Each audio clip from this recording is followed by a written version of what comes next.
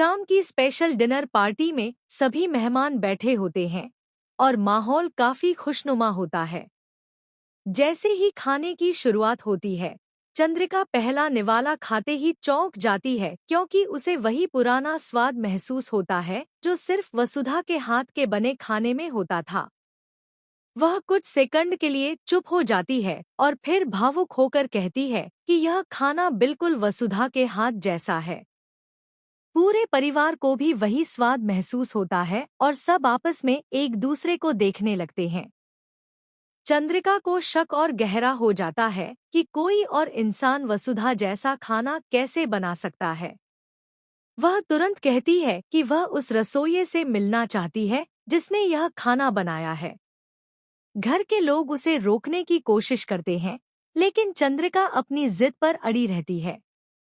काफी मना करने के बाद वसुधा को चंद्रिका के सामने लाया जाता है। वसुधा चेहरे पर मास्क लगाए खड़ी होती है और डर के मारे उसकी नजरें झुकी होती हैं।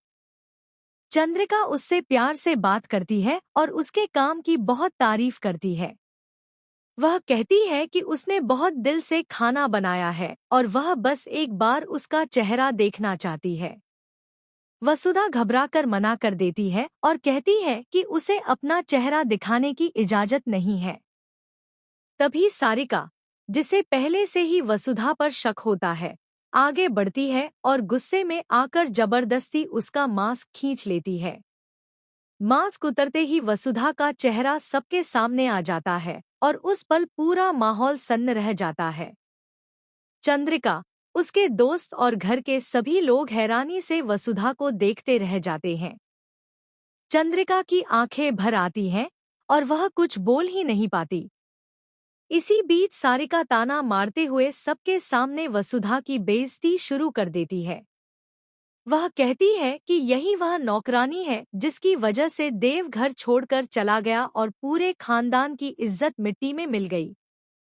वह यह भी कहती है कि देव ने इसी नौकरानी से शादी की और आज इसी वजह से परिवार टूट गया। सारिका की बातें सुनकर चंद्रिका का दिल टूट जाता है। वह गुस्से में आकर सारिका को डांटती है और उसे चुप रहने को कहती है, लेकिन सारिका अपने जहर भरे शब्दों से रुकती नहीं। वह चंद्रिका की दोस्त के सामने भी सारी सच्चाई बयान कर देती है, जिससे चंद्रिका को बहुत शर्मिंदगी महसूस होती है।